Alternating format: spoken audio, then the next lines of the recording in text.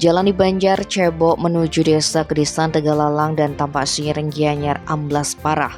Diperkirakan panjang jalan yang mengalami amblas itu memiliki panjang sekitar 30 meter dengan kedalaman 70 meter lebih.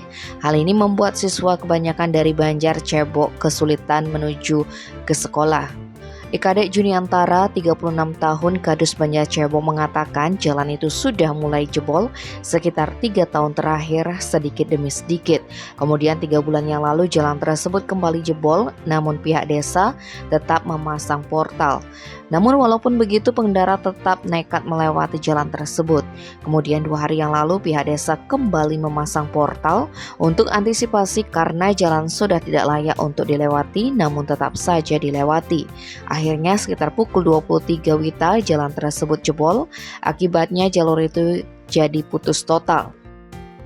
Selain jalan, tanah amblas juga mengakibatkan putusnya jalur irigasi, sehingga aliran air subak dialihkan agar kondisi tanah tidak bertambah amblas. Sementara itu, Ikomang Mahardika, 32 tahun, Kadus Kedisan Klot, berharap agar ke depan pemerintah bisa merealisasikan pembukaan badan jalan yang baru untuk lahan. Menurutnya sudah melakukan pendekatan ke warga yaitu 13 petani, semuanya menyetujui. Tim Bali Express melaporkan.